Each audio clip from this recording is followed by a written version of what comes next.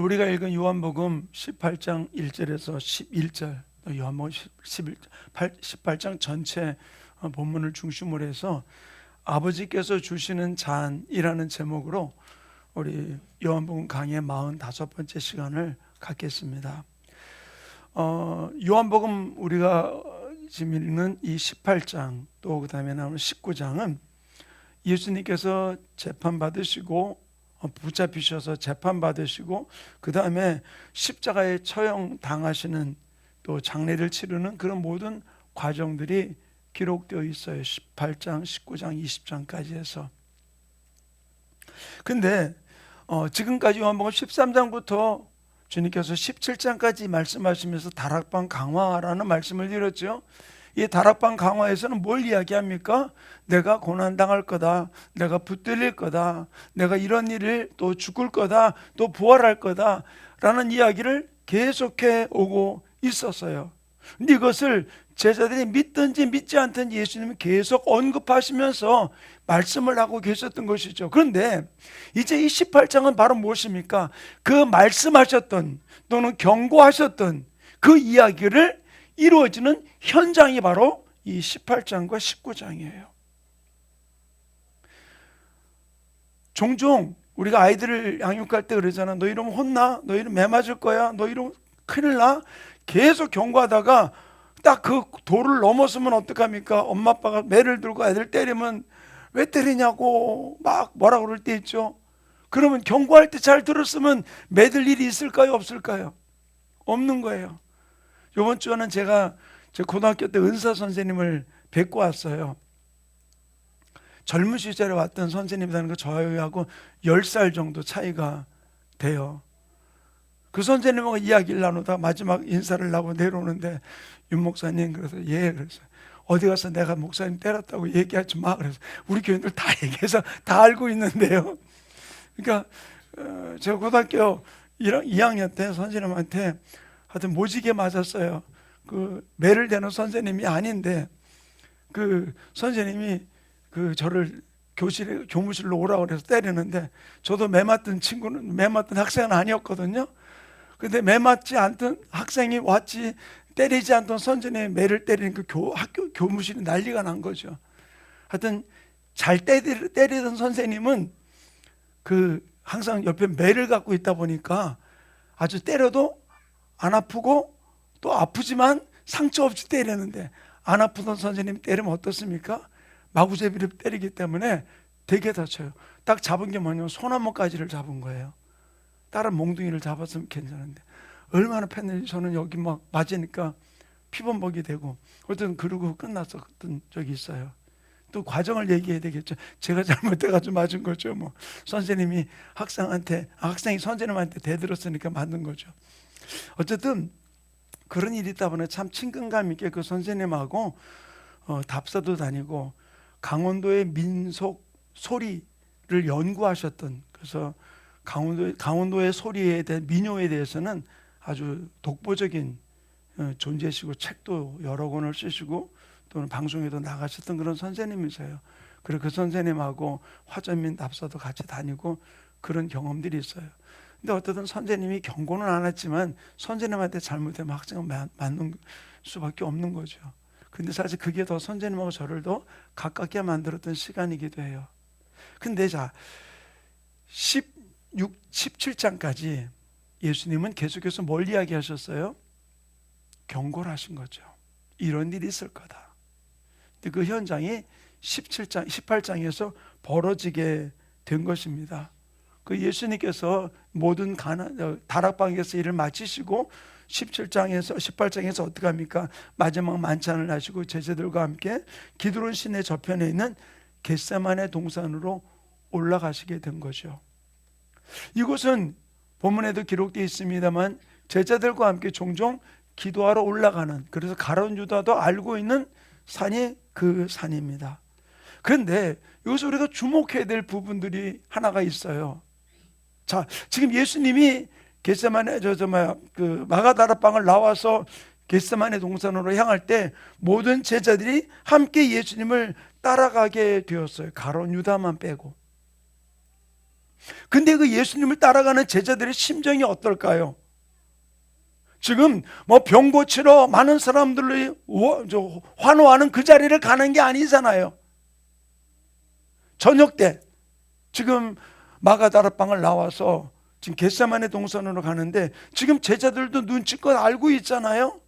지금 이 가는 길이 편안한 길이 아니라 어떤 위험이 닥칠지를 모르는 그런 불안한 그런 지금 발걸음을 지금 하고 있는데 이 제자들은 거기 함께 동행하고 있는 것입니다.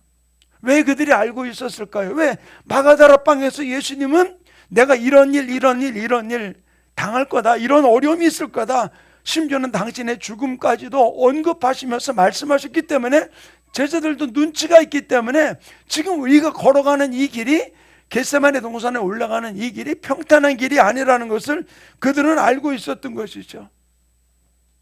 예수님이 죽겠다, 죽을 거다라고 이야기했을 때 베드로가 어떤 이야기를 했습니까? 바로 이 베드로의 이야기라고 성경에 기록해 놓고 있지만은 모든 제자들의 공통적인 고백이었고 이야기라고 이야기를 해요. 자, 요한복음 13장 37절은 이렇게 기록해 놓고 있습니다. 자, 우리 함께 읽겠습니다. 시작. 베드로가 이르되 주여 내가 지금은 어찌하여 따라갈 수 없나이까 주를 위하여 내 목숨을 버리겠나이다. 아멘. 뭐라고요? 내가 주님이 그 죽는 자리까지라도 내 목숨을 버리면서 나는 따라가겠습니다 라고 이야기를 해주고 있었던 것이죠. 근데 어떤 일이 벌어집니까? 예수님이 군병들에게 잡히자 제자들은 하나도 안 남고 다 도망가 버렸어요.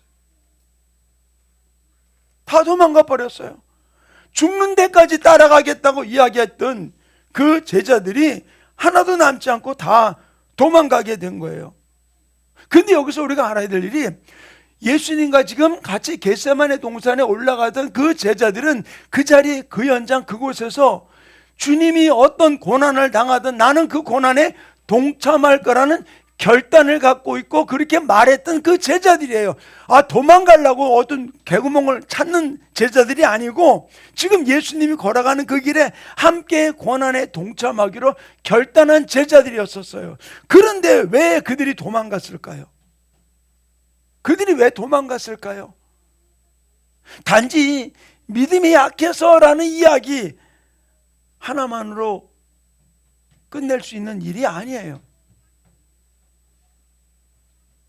전 여러분들에게 하나 질문을 좀 하고 싶어요. 참된 제자란 무엇일까요? 참된 제자란, 예수님께서 제자들을 부르실 때, 12제자를 부르실 때 어떻게 부르셨냐는 거예요. 너 나 따르라.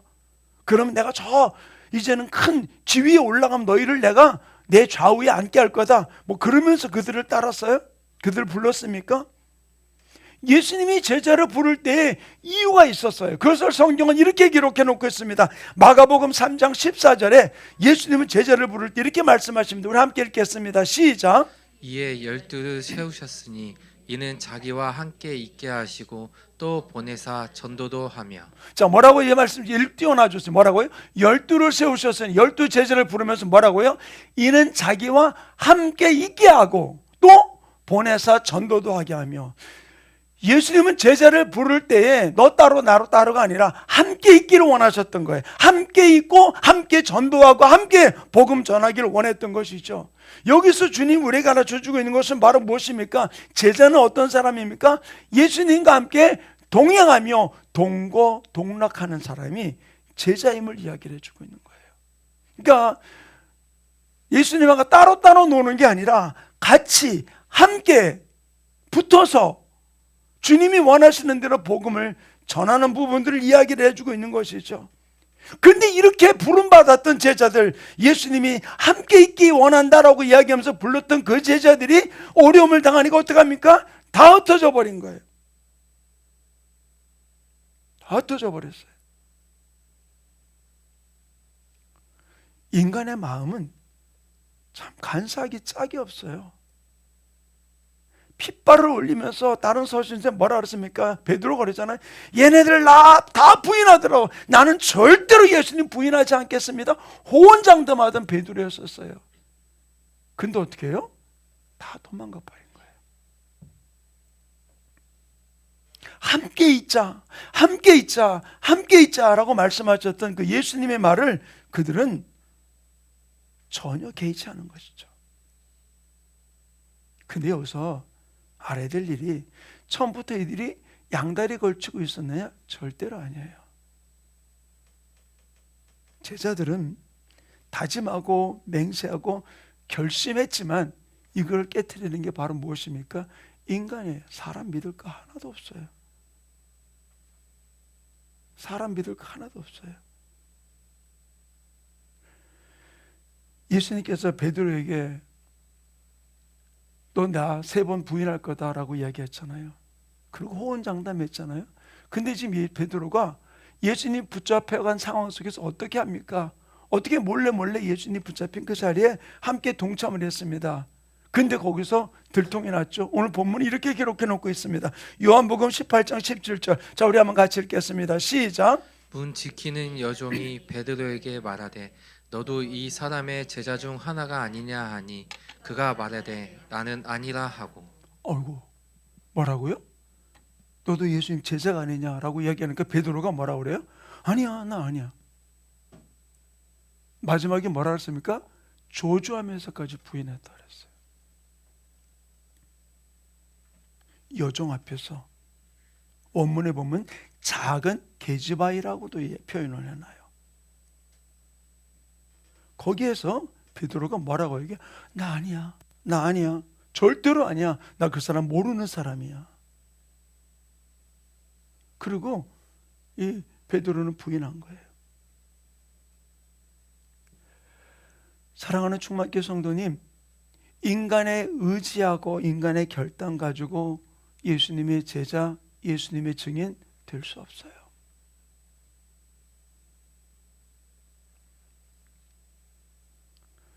저는 이 18장과 19장 앞으로 21장까지 마지막 이 요한복음을 우리 강해를 하면서 예수님께서 경고하셨던 그 일이 이루어지는 현장에서 끝까지 예수님 말씀을 붙들고 성령에 이끌려 죽는 자리까지라도 나아가는 아름다운 결단의 제자들, 진정한 증인들이 우리 모든 성도들 되기를 간절히 축원합니다. 저는 이 고백이 우리 고백이기 원해요. 그 제가 왜 서두에 아까 우리 어제 간증하셨던 분의 이야기를 하면서 많은 산들을 언급하는데 제가 왜 느보산이라고 말씀을 드렸는가? 느보산에서 만약에 모세가 가나안 땅을 들어갔다면 가나안 땅에서 죽어서 거기서 그 장로님도 그런 얘기했습니다만 죽어서 거기에 묻혔다면은 아마 신격화됐을 거예요. 모세의 무덤이. 그런데 느보산에서 지금 홀로 올라와라 그러니까 올라간 거예요. 혼자 올라갔는데 너 바라봐. 그리고는 거기서 죽으면서 그의 죽음을, 그의 마지막 120년의 인생을 마무리하면서 환영한 사람이 누굽니까? 하나님 한 분만. 너 잘했어. 박수 쳐준 거죠.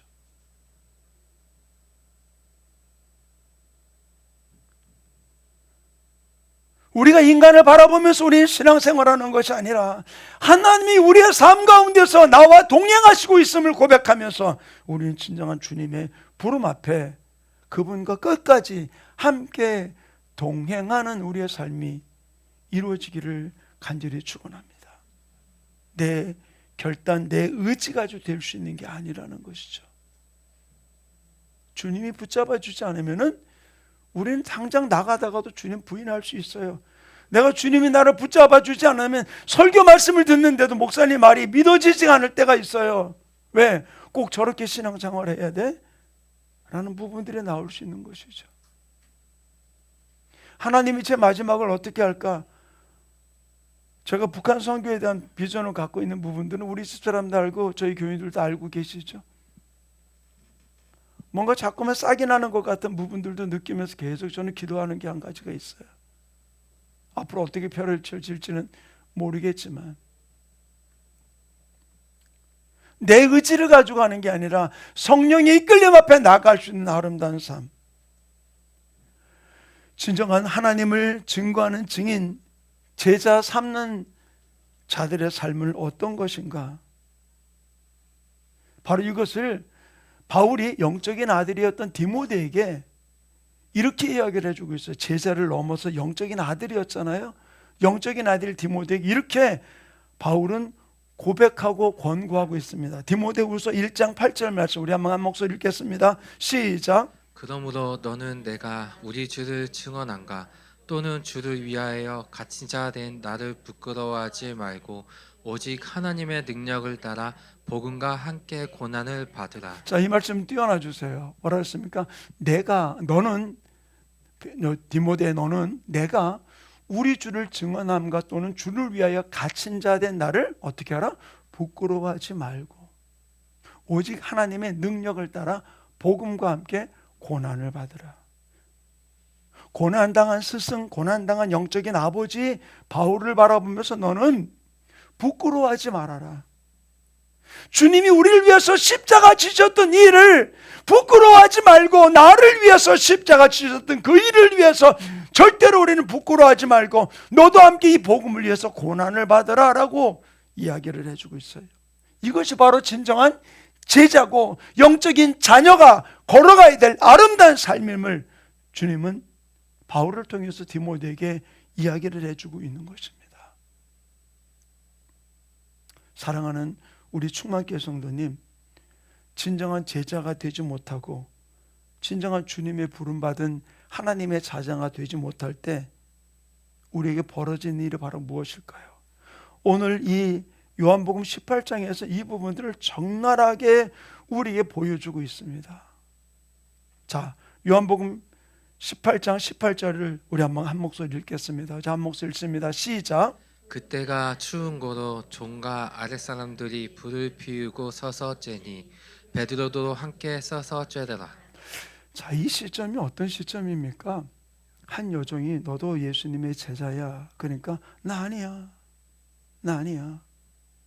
부인하고 날씨가 추워서 불을 피워놨어요. 거기에서 이 베드로가 어떻게 합니까? 그 대제사장의 종들과 함께 그 무리 속에 끼어서 불을 쬐고 있는 거예요. 왜 그랬을까요? 우리가 이 땅을 살아가면서 믿음이 약하면 우리에게 벌어지는 일이 비굴한 생존 본능으로 떨어지게 돼요.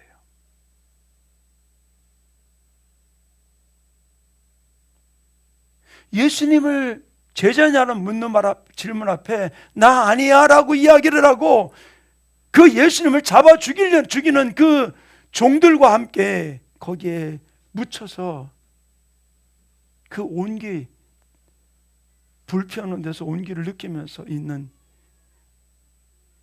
생존 전략에서 자기 목숨 구하려고 피해보지 않으려고 거기에 이끌리는 베드로의 모습을 볼 수 있어요. 우리가 믿는다라고 이야기하면서 진실로 믿음이 내 삶을 이끌어가지 못하면은 어느 순간 예수님 말씀하시는 그때가 됐을 때 생존 전략에 이끌리게 돼요. 먹고 사는데 이끌리는 삶을 살아갈 수밖에 없어요. 여기서 적나라하게 보여주고 있잖아요. 그 예수님은 앞서서 이 제자들에게 이렇게 언급을 하고 있습니다. 자, 우리 마태복음 10장 32절 33절 우리 두 구절 말씀 우리 한 목소리 읽겠습니다. 시작. 누구든지 사람 앞에서 나를 시인하며 나도 하늘에 계신 내 아버지 앞에서 그를 시인할 것이요 누구든지 사람 앞에서 나를 부인하며 나도 하늘에 계신 내 아버지 앞에서 그를 부인하리라. 아멘. 뭐라고요? 내가 사람 앞에서 나를 시인하면 나도 하나님 아버지 앞에서 너를 시인할 것이다. 그러나 네가 사람 앞에서 나를 부인하면 나도 하나님 앞에서 너 모른다고 나도 부인하겠다.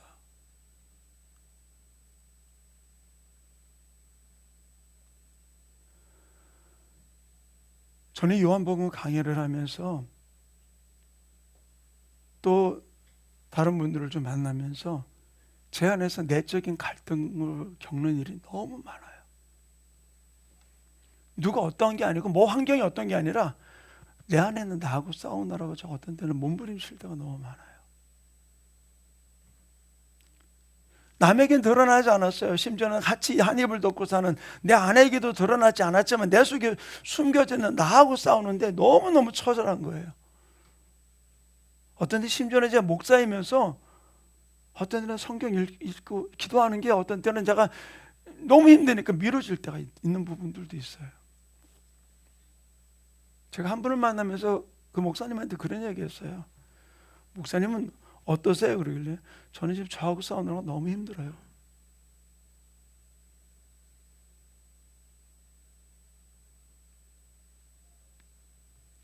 사람 앞에서 나를 시인하면 나도 아버지 앞에서 너를 시인할 것이요, 사람 앞에서 나를 부인하면 나도 하나님 앞에서 너를 부인하리라.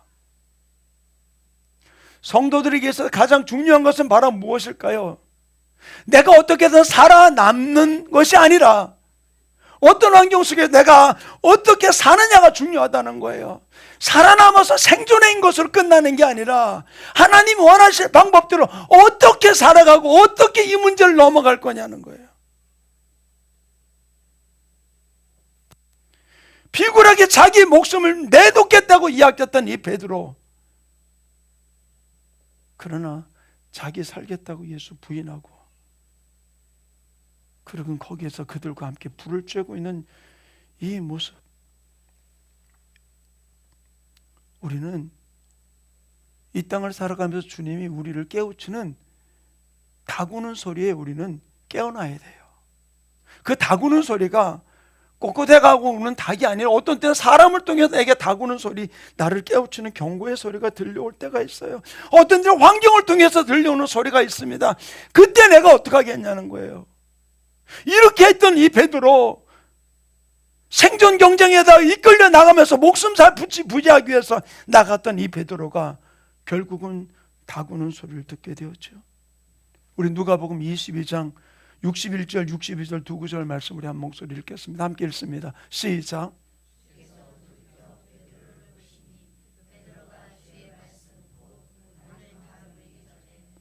세 번 나를 부인하리라 하심이 생각나서 밖에 나가서 심히 통곡하니라. 뭐라고요? 내가 닭 울기 전에 세 번 나를 부인하리라. 이게 그 닭 우는 소리에 생각이 나서 밖에 나가서 심히 통곡하였어요.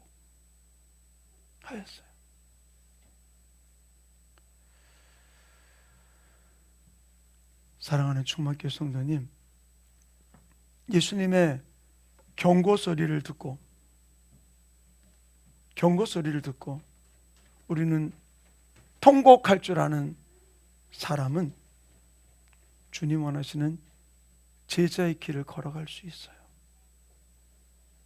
그런데 우리에게 주는 이 경고의 소리 앞에 들을 줄도 모르고 무덤덤하게 살아가는 사람은 아무리 결단해도 제자의 삶을 살 수 없어요. 하나님 원하시는 증인의 삶을 살아갈 수 없어요. 베드로는 나는 모른다고 부인했고 살기 위해서 그들과 함께 불을 쬐었지만, 그러나 마지막 다구는 소리 앞에 그는 하나님의 예수님의 말씀이 생각이 나서 가슴을 치며 통곡하며 뛰어나갔어요.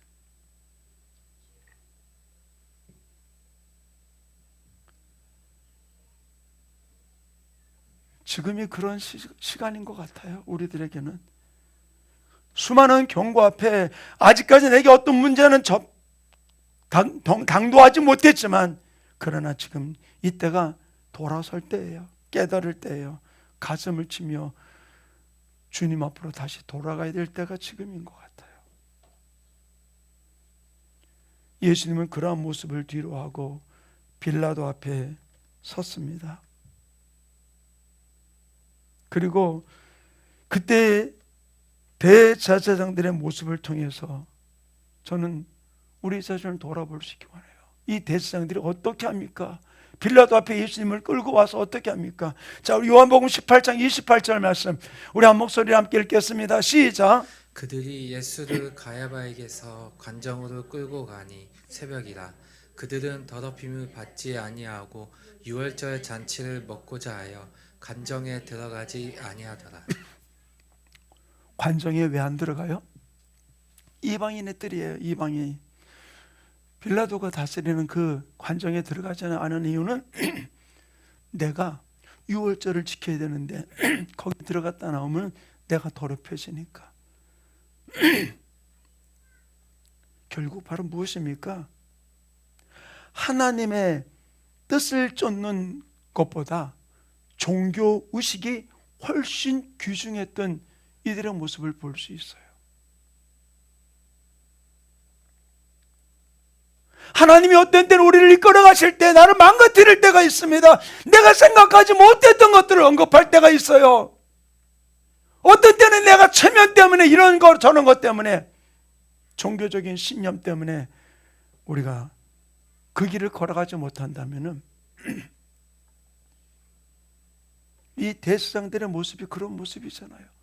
예수님을 십자가 못 박아 죽이는 그 자리 속에 자기는 거룩하게 유월절 잔치에 참여하려고 그 자리에 들어가지 않았다. 종교의식이 더 중요한 일들. 사랑하는 충만교회 성도님, 우린 종교인이 돼서는 안 돼요. 종교인의 모든 삶을 우린 철저하게 내려놓고 우린 진정으로 하나님의 자녀로 아버지를 예비하며 나가는 우리 하나님의 자녀들 되기를 간절히 축원합니다. 우리 마지막 때 진정 우리는 깨어나야 돼요. 저는 우리 교회가 그런 교회와 그런 성도들로 제가 늘 말씀드리잖아요. 다 함께 저 천국에서 만나자고. 천국에서 만나자고. 그러기 위해서는 종교의식 가지고는 천국 갈 수 없어요. 믿음으로 가는 나라가 천국이에요. 주님을 의지해서 가는 나라가 천국이라는 사실을 우리는 기억하기 원합니다. 바로 이 종교의식을 갖고 있던 이들이 어떻게 했습니까? 결국 예수님을 고발하게 되었잖아요. 우리의 삶 속에서 이 종교의식을 철저히 끊어놔야 돼요. 그래서 사무엘이 우리에게 뭐라고 이야기합니까? 자, 우리 사무엘상 15장 22절 함께 읽겠습니다. 시작. 사무엘이 이르되 여호와께서 번제와 다른 제사를 목소리를 청종하는 것을 좋아하신 같이 좋아하시겠나이까. 순종이 제사보다 낫고 듣는 것이 순양의 기름보다 나으니. 아멘. 번제와 다른 제사보다 그 목소리를 청종하는 것을 좋아하시고 순종이 제사보다 낫다. 하나님의 뜻을 쫓는 성도는 이 세상의 어떠함 앞에 두려워하지 않아요. 저는 우리 교회가 저 자신부터 세상의 어떠함 앞에 두려워하는 자가 되지 말고 우리는 하나님의 뜻을 쫓는 성도 되기 원합니다. 바로 세상은 우리를 어떻게 바라보겠습니까? 점점 교회에 대해서 심지어는 목사에 대해서 불신하는 일이 굉장히 많아요. 제가 오늘 이번에 주에도 우리 선생님 만나면서 그랬어요. 그 선생님이 중학교 때까지는 교회를 다니시던 분이에요. 근데 고등학교를 지나서 대학 가면서부터 교회를 떠났어요. 그래서 우리가 고등학교 1학년 때 뭐라 했냐면 우리 믿는 친구들 중에 지금도 목사 된 친구들이 몇 있습니다만 선생님 우리가 선생님 고등학교 졸업하기 전까지 예수 믿게 하겠습니다. 그렇게 호언장담을 했어요. 호언장담 벌써 이제 50년이 다 된 거예요. 그래서 제가 마지막 식사를 하면서 제 친구가 같이 갔는데 그 친구가 장로예요. 청주에서. 그리고 그 친구와 같이 갔는데 선생님 그러더라고요. 아이고 목사님하고 장로님 두 분이 오셨다고. 그래서 식사를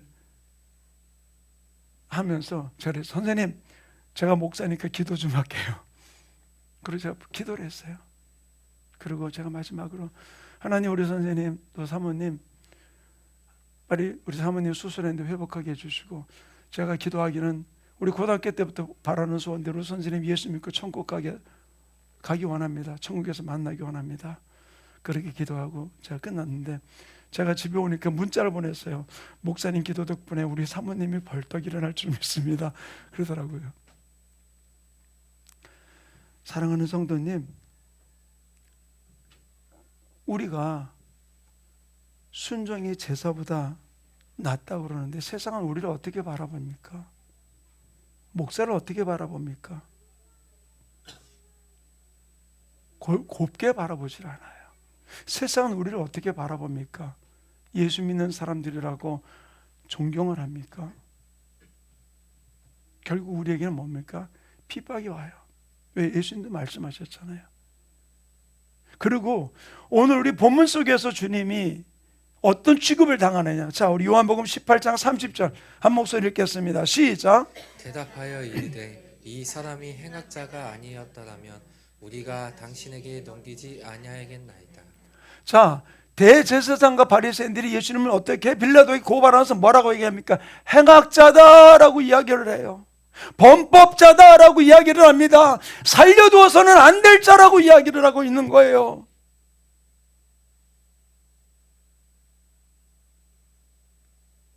왜 이들이 이런 거짓말을 할까요? 왜 이들이 거짓말을 할까요? 다른 것 아니에요. 한 가지. 그들은 예수님께 속한 자가 아니기 때문에요. 예수님께 속한 자가 아니기 때문에요. 예수님은 미리 제자들에게 마가다락방에서 말씀하셨어요. 요한복음 15장 우리 19절 말씀 우리 한 목소리 읽겠습니다. 시작. 너희가 세상에 속하였으면 세상이 자기의 것을 사랑할 것이나 너희는 세상에 속한 자가 아니요 도리어 내가 너희를 세상에서 택하였기 때문에 세상이 너희를 미워하느니라. 너희가 세상에 속하지 않았기 때문에, 내가 너희를 택했기 때문에 세상이 너희를 미워할 것이다. 예수님을 행악자라고 취급하듯 바로 하나님을 따르는 자를 행악자로 취급하며 살려두어서는 안 될 자라고 취급하는 부분들이 일어날 것을 언급하며 주님이 이야기를 해주고 있는 것이죠. 사랑하는 성도님, 세상에서 대접받는 것이 아니라 제가 저도 이야기했듯이 모세가 느보산에서 홀로 하나님의 환영을 받으며 그는 쓸쓸히 죽어갔다는 사실이죠. 우리가 위로받을 것은 바로 무엇입니까? 하나님이 나를 지목하고 나를 위로하고 나를 붙들고 있다는 이 사실 하나에 우리가 세상 어떤 사람들에게 대접받는 것보다도 가장 귀중하다는 사실을 고백하면서 이 고백을 바라보며 달려가는 우리 성도들 되기를 간절히 축원합니다.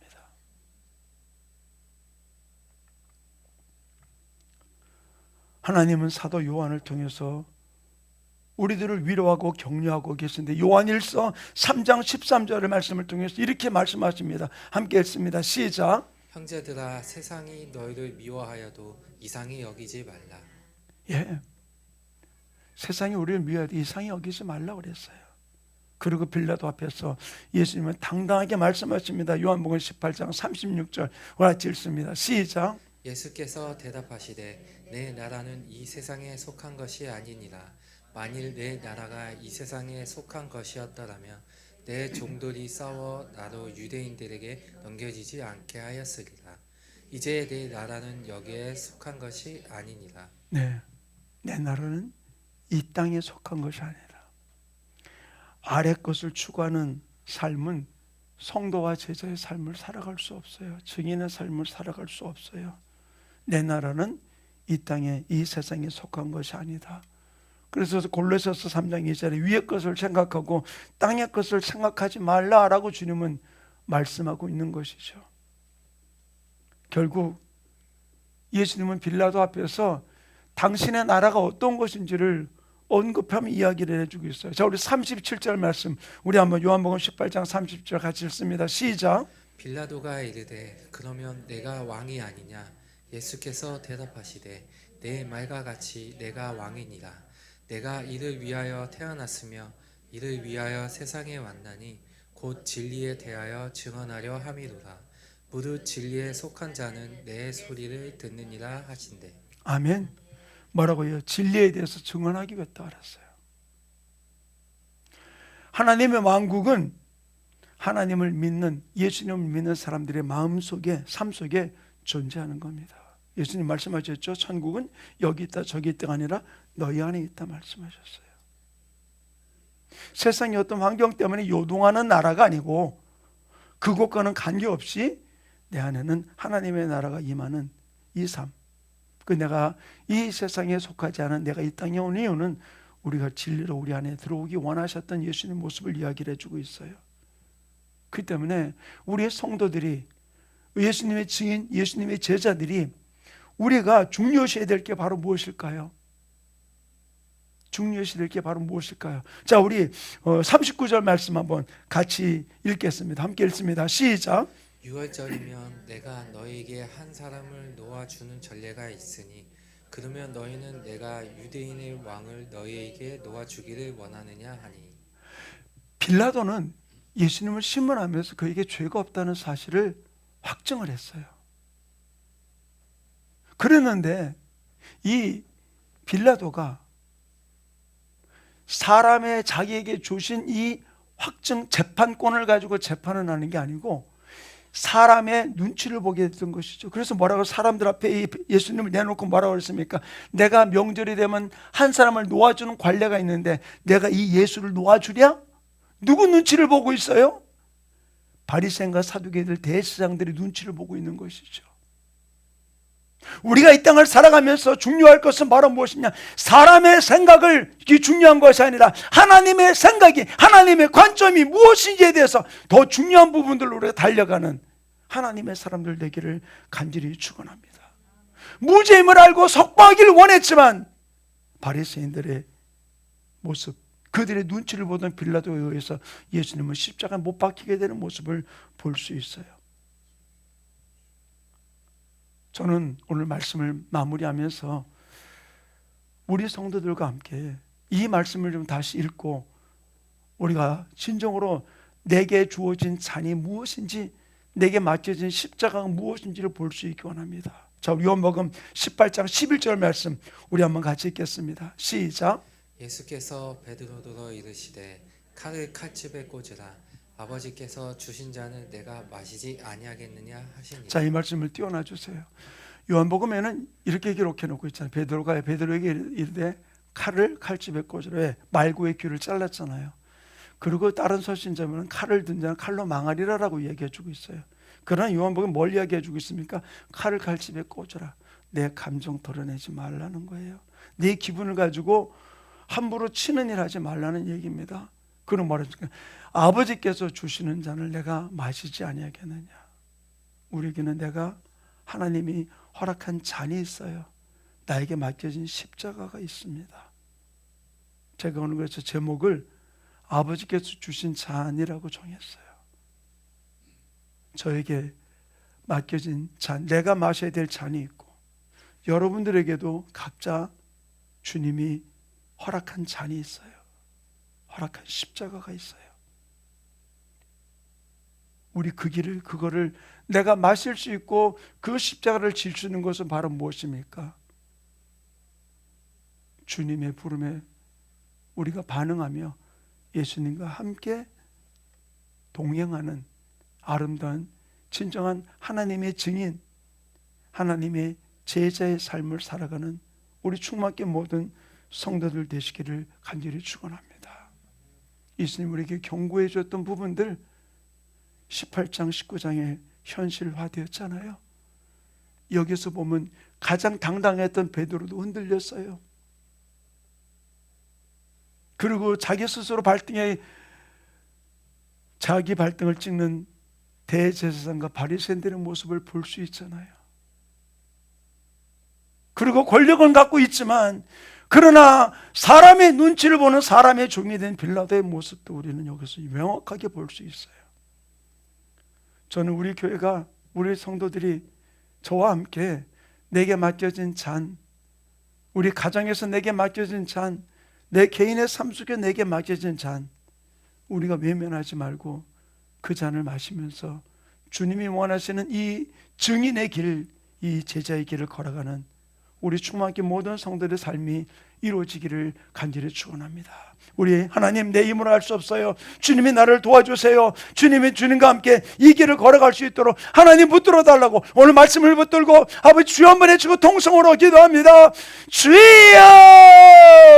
할렐루야. 아버지 하나님 온전히 붙들어 주시고 축복해 주셔서 아버지 원하시는 모습 속에 달려가는 아름다운 축복의 주인공 되게 성령의 능력으로 아버지 기름 부어 주셔서 아버지 원하시는 모습 속에 달려가는 귀한 축복의 주인공 되게 와스켈라 발레세라라 라바라발로발레네레네레네레 성령님 붙들어 주시옵소서. 성령의 능력으로 지켜주셔서 우리가 어떤 일들 속에 흔들리지 아니하고 진실로 주님의 부름받은 자로서 주님과 함께 이 길을 아버지가 걸어가며 이 잔을 마시며 내게 맡겨진 십자가 외면하지 아니하고 이 길을 걸어가는 하나님의 사람들 될 수 있도록 성령님 기름 부어주시고 아버지 축복하여 주시옵소서. 아버지 하나님 진실로 내 삶 속에 하나님의 나라가 임하여 하나님이 기뻐하는 모습으로 달려간 귀한 삶의 주인공 될 수 있도록 온전히 붙들어 주셔서 하나님의 뜻을 따라가는 아름다운 삶을 살게 도와주셔서 종교의식 속에 빠졌던 모든 들을 철저하게 회개하고 아버지 원하시는 모습 속에